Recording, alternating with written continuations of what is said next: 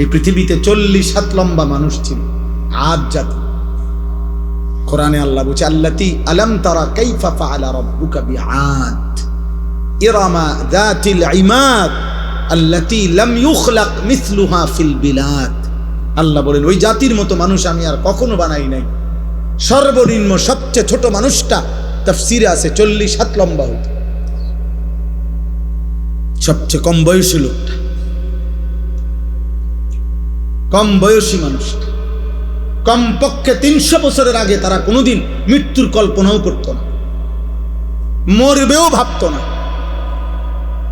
অহংকারী জাতি ছিল যারা হুদ আলাইহিস সালাম নবী যখন তাদেরকে কুফরি ছাড়তে বলছে, মূর্তি পূজা ছেড়ে দিতে বলছে, আল্লাহর নাফরমানি ছেড়ে দিতে বলছে, পাপ ছেড়ে দিতে বলছে, নয়তো বলছে নবী হুদ আলাইহিস সালাম, নবী যখন বলছে, ওই নবী বলছে তোমাদের উপরে আল্লাহর আযাব আসবে। তাফসীরের মধ্যে লিখছে, ওরা বলতো, হে নবী হুদ, এই বেটা, আইয়ুনা আশাদ্দু মিন্না কুব্বা, আমাদের চাইতে বেশি শক্তিশালী এই সৃষ্টি জগতে কে আছে? আইয়ুনা আশাদ্দু মিন্না কুওয়াতান, শক্তিতে আমাদের চাইতে বেশি কে আছে? কে আমাদেরকে আযাব দিবে?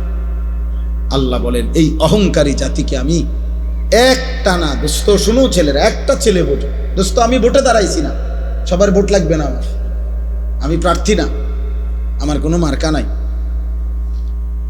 কাজে আমি এটা কখনোই ভাবি না। আজ থেকে 15 বছর আগেও আমি ওয়াজ করছি, 21 বছর আগেও ওয়াজ করছি, আমি 4 জন মানুষের সামনেও ওয়াজ করছি, 10 জন মানুষের সামনে বয়ান করছি, 4 ঘন্টা বয়ান করছি টানা, 10-20 জন মানুষের সামনে, একের গড়ির ঘন্টা 4 ঘন্টা। আলহামদুলিল্লাহ। কাজে এই সংখ্যা কোনো বিষয় না, বেশি না কম, এটা কোনো বিষয় না দোস্ত। আল্লাহর কথা ফেরি করা। এক ফেরিওয়ালা, সে কাস্টমার মিললেও তার মালের ঘোষণা দিতে থাকে, কাস্টমার না পাইলেও গলিতে গলিতে সে তার মালের ঘোষণা দেয়। হইতে পারে 1 ঘন্টা যাবত একটা মালও বেচছে না, 10 টাকার পণ্য বিক্রি হয় নাই, কিন্তু সে তার বলা বন্ধ করে না, বন্ধ করে, সে গলিতে গলিতে তার মাল ফেরি করে। এজন্য উলামায়ে কেরাম, আল্লাহর কথা যারা বলে, তারা উম্মতের দুয়ারে দুয়ারে কালেমা ফেরি করে, আখিরাতের কথা ফেরি করে। এবার গ্রহণ কে করবে না করবে সে তো মালিকের ফয়সালা।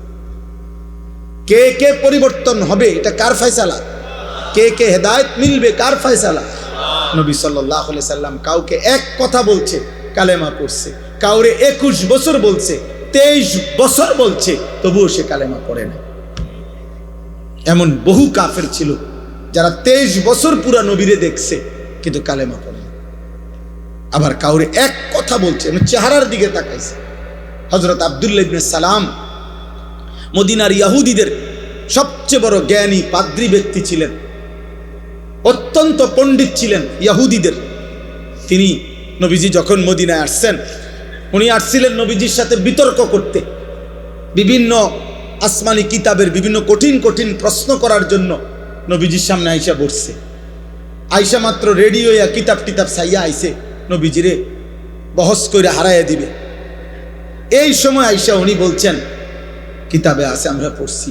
উনি আইসা নবীজির সামনে বসছেন, বৈশা উনি নিজেই বলছেন, ফানাজারতু ইলাইহি, আমি মুহাম্মদের চেহারার দিকে তাকাইলাম, কিছুক্ষণ তাকিয়ে থাকলাম, ওয়া তাআম্মালতু, আর তাকিয়ে তাকিয়ে ভাবলাম, কিছুক্ষণ ভাই আমি বুঝলাম, ফাআলিমতু, আমি বুঝলাম, আন্নাহু লাইসা বিওয়াজহিন কাযাবিন, এটা কোনো মিথ্যাবাদীর চেহারা হইতে পারে না। সুবহানাল্লাহ। ফাআসলামতু, আমি কালেমা পড়ে মুসলমান হয়ে গেলাম। কোনো কিছু শুনে নাই, কিচ্ছু বলতে হয় নাই, চেহারাই ইমানের দাওয়াত হয়ে গেছে। আবু তালেব নবী সাল্লাল্লাহু আলাইহি সাল্লামের পাহারাদারি করছে 38 বছর। 38 বছর। নবীজি সাল্লাল্লাহু আলাইহি সাল্লামের বয়স যখন 12, তখন দাদা আব্দুল মুত্তালিব এই নবী সাল্লাল্লাহু আলাইহি সাল্লামকে আবু তালেবের হাতে দিয়ে গেছে। আর নবীজি সাল্লাল্লাহু আলাইহি সাল্লামের বয়স যখন 50, তখন আবু তালেব ইন্তেকাল করছে। এই 38, 12 থেকে 50 গুণা দেখো, 38 বছর।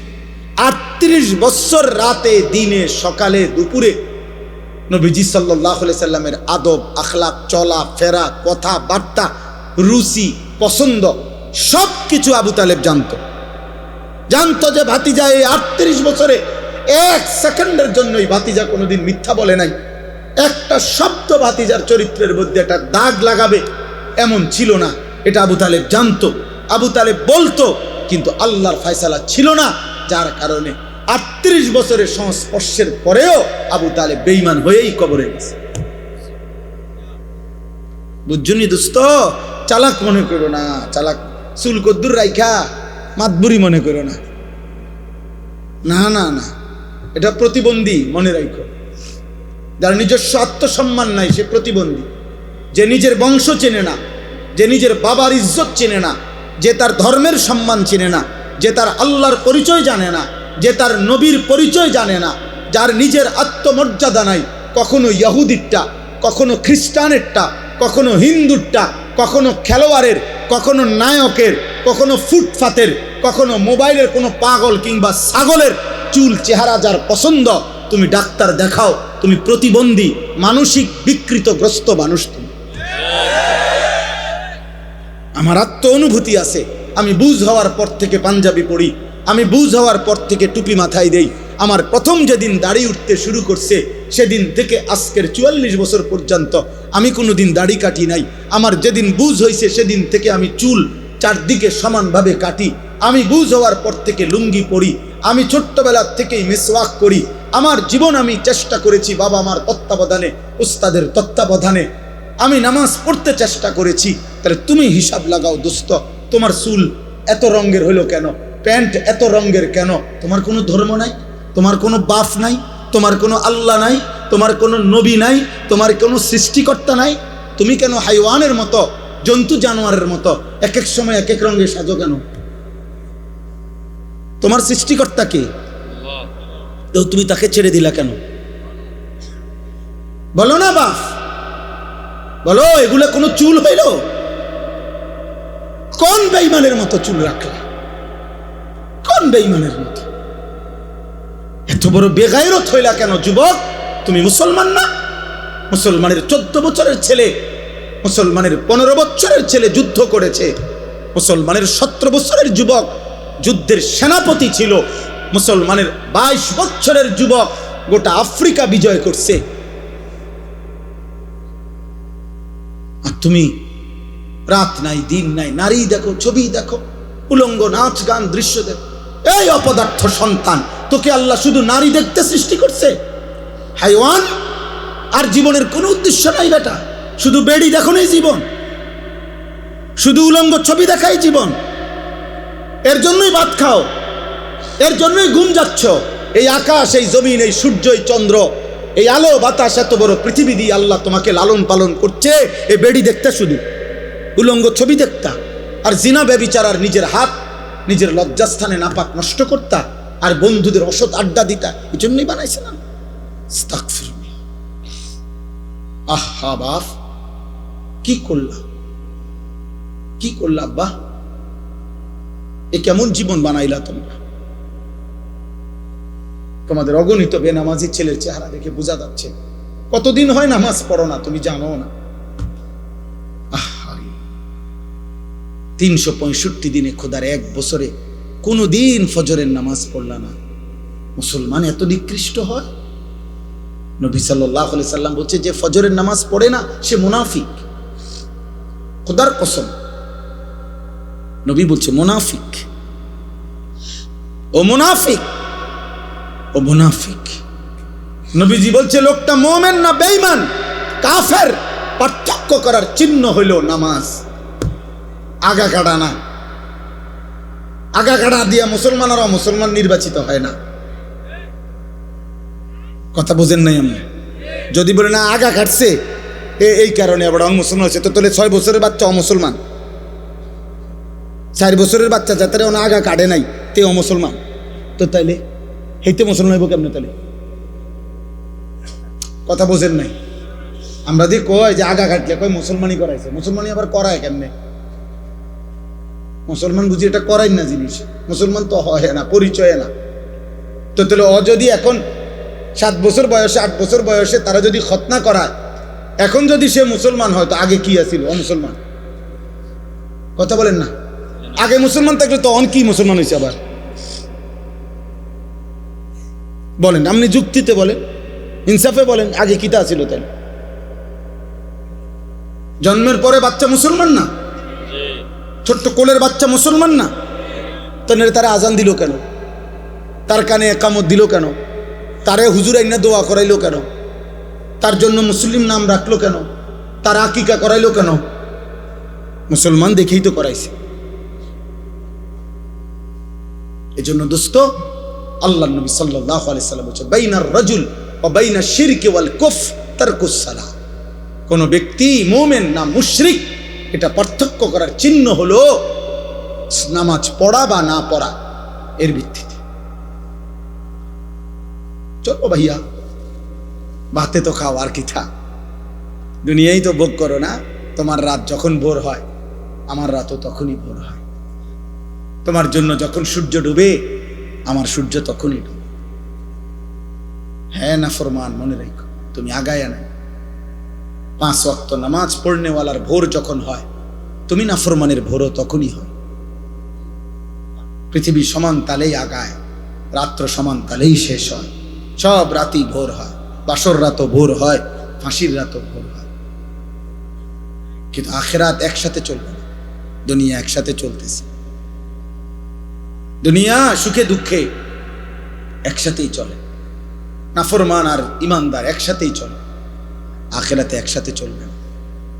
আজকে এখানে তো সবাই বসছো, নামাজিরাও বসছে, বেনামাজিও বসছো। হাসরের ময়দানে এমন দাঁড়াইতে পারবা না, আল্লাহর কসম। বসার তো সুযোগই নাই, দাঁড়াইবারও সুযোগ থাকবে না একসাথে। কোরআনুল কারীমে সূরা ইয়াসিনে আছে, আল্লাহ পাক ফেরেশতাদেরকে বলবে, ওয়ামতাজুল ইয়াউমা আইয়ুহাল মুজরিমুন। প্রথম নাফরমানদেরকে বলবে, এই নাফরমান, বেঈমান, মুশরিক, মুনাফিক, পাপী, মুজরিম, আজকে হাসরের ময়দানে আমার ইমানদারদের লাইন থেকে বের হও, আলাদা হও। ফেরেশতারা বলবে, আল্লাহ নাফরমান চিনবো কেমনে? আল্লাহ বলবেন, ইউরাফুল মুজরিমুনা বিসীমাহুম। প্রত্যেক পাপীর পাপের চিহ্ন আমি আল্লাহ তার চেহারার মধ্যে ভাসিয়ে দেব। তোমরা যাও, যাও, গেলেই দেখবা চেহারায় কম্পিউটারের মতো, কম্পিউটারের মনিটরের মতো, স্ক্রিনের মতো তার চেহারার মধ্যে সুদের চিহ্ন, ঘুষের চিহ্ন, চুরির চিহ্ন, ডাকাতির চিহ্ন, জিনার চিহ্ন, ব্যভিচারের চিহ্ন, নগ্ন নারীর চিহ্ন, হারাম দৃশ্য, হারাম গুনাহ আমি তার চেহারায় ভাসায় দেব। তোমরা দেখেই চিনবা। এরপরে কি করবে? ফায়ুখাযু বিন নাওয়াসি ওয়াল আকদাম। আল্লাহ বলেন, ফেরেশতারা তখন ওই নাফরমানকে তার মাথার চুলের অগ্রভাগ এবং 2 পাও ধরে, এই চুল ধরলে আর 2 পাও ধরলে এইটি কি সোজা থাকবে না? বুঝেন না হিসাবটা? এমনি যদি ধরে আর পাও যদি ধরে তখন কি হবে? এটা ছাগলের বাচ্চা যেমনি আলগি দেয়, এইভাবে আলগি দিয়া ধইরা একটা আসার দিয়া জাহান্নামে ফেলে যা না ফরম না। নাইলে এমনি ধরবে কেন? বলেন না কেন? তো এমনি ধরার কথা না, মাথার চুল আর 2 পাও ধরবে কেন? তাহলে এমনি ধরলে এই এমনি আলগি দিয়া ছুঁড়ে মারবে জাহান্নাম। খুযুহু ফাগুল্লু সুম্মাল জাহিমা সাল্লু। কোরআনে আল্লাহ বলছেন, আল্লাহ জাহান্নামীদের ব্যাপারে হাসরের দিন বলবে, আমার ফেরেশতারা ওরে ধর, ওরে ধর, ধর। খুযুহু, তাকে ধরো, ফাগুল্লুহু, বেঈমানরে বাঁধো। ফাগুল্লুহু অর্থ হলো বেঁধে ফেলো, বেঁধে শক্ত করে বাঁধবা, টাইট করে বাঁধবা। আচ্ছা কেমনে বাঁধিবে জানেন? বলি, ওই ভাই শুনবা? হ্যাঁ, তাফসীরের মধ্যে আছে। কেমনে বলবো এটা? ওফ, কোন মানুষকে যে সেলাই করে, অ্যাক্সিডেন্ট হইলে যে মানুষকে সেলাই করে না, এই সেলাই মানে কি? সেলাই মানে হলে এই সুই দিয়া, সুতা, গোস্ত সহ এরপরে উঠাইয়া বাঁধে, এটারই তো কয় সেলাই। 3টা সেলাই লাগছে, 5টা সেলাই লাগছে, কয় না? খোদার কসম তাফসিরে লিখছে, নাফরমানকে ফেরেশতা এইভাবে যেভাবে চামড়া সেলাই করে অ্যাক্সিডেন্টের রুগীর সুই দিয়া সুতা দিয়া এইভাবে সেলাই করে করে বাঁধে। খুযূহু ফাগুল্লুহ সুম্মাল জাহিমা সাল্লুহ। ফেরেশতা বলবে রব্বুল আলামিন আমি তো বেঁধে ফেলেছি, এবার কি করব? আল্লাহ বলবেন সুম্মাল জাহিমা সাল্লু, ফেরেশতা একটা লাথি মাইরা জাহান্নামে ছুঁড়ে মারো, ফেলে দাও তারে জাহান্নামে। সুম্মা ফি সিলসিলাতিন যারউহা ৭০ যিরাআন ফাসলুকুহ। যখন তাকে জাহান্নামে ফেলা হবে, আল্লাহ এবার জাহান্নামের মধ্যে ভিতরে যেই ফেরেশতারা আছে ওই ফেরেশতাদেরকে আল্লাহ বলবে, ফেরেশতারা আমার এই নাফরমান বেঈমান বান্দাটাকে ৭০ হাত আগুনের শিকল দিয়ে আবার তার হাতের মধ্যে বা গলার মধ্যে বেঁধে আবার বাঁধো। এবার ফাসলুকুহু, তারে কুত্তার মতো পুরা জাহান্নামের মধ্যে ঘুরাও, বাকি জাহান্নামীদের সাথে পরিচয় করিয়ে দাও, এই নাফরমানের পাপ তাও বলে দাও যে এ চোরা ছিল, এ ডাকাত ছিল, এ ব্যভিচারী ছিল, এ জেনাকার ছিল, এ বেহায়া নারী ছিল, এ বেপর্দা নারী ছিল, এটা সুদখোর ছিল, এটা হারামখোর ছিল, এটা মদখোর ছিল, এটা নেশাখোর ছিল। এভাবে ফেরেশতারা বাকিদের সাথে পরিচয় করিয়ে দেবে। চালাক মনে করো না বা, দুনিয়া শেষ কথা না, যৌবনও শেষ কথা না। 14 বছরের বাচ্চা যেহেতু তুমি 16 বছরের হয়ে গেছো, অতএব তুমি মৃত্যু হবে, নাহলে তো তুমি এক জায়গায় দাঁড়ায় থাকতে। তোমার যেহেতু সময় নড়ে, তোমার যেহেতু হায়াত বদলে, তোমার যেহেতু বয়স বদলে, অতএব তোমার জীবনও বদলে যাবে, জীবনও বদলে যাবে। নাহলে 6 বছরের বাচ্চা 16 বছরের হইলা কেন? 4 বছরের বাচ্চা 14 বছরের হয়ে গেল কেন? কেন হয়ে গেল? আমরা প্রত্যেকের কাছে এই রাত গভীরে আমি অনুভূতি জাগাইতে চাই সবার কাছে। বয়স্ক বাবাদেরকে বলি, 60 বছর বয়স্ক বাবা, আপনি এত বয়স্ক এখনো বিড়ি খান কেন? কি বিষয় চাচা? আপনার ভিতরে কোন দিন বুঝে আসবে এটা গুনাহ? এই 60 বছরের চাচা, আপনি এখনো টেলিভিশনে নর্তকীর নাচ দেখেন কেন? বলেন। 60 বছর বয়স্ক চাচা, আপনি এখনো কথায় কথায় গালি দেন কেন? এখনো সুদের টাকা নেন কেন? এখনো কিস্তি নিচ্ছেন কেন? 60 বছরও এখনো এত বড় হারামখোর রয়ে গেলেন, তো আখিরাত সাজাবেন কোন দিন? কবরে যাবেন কোন দিন? মৃত্যুর কথা মনে পড়বে কোন দিন? বলেন। একজন মুসলিম মাকে বলেন, এই বোন, মা, আজকে 30 বছর 20 বছর তুমি বেপর্দা, তাহলে তুমি কি কোনোদিন পর্দা করবা না? তুমি মরবা না? 1 বছর ধরে যারা নামাজ পড়ো না বাবা, তোমরা আর পড়বা না নামাজ?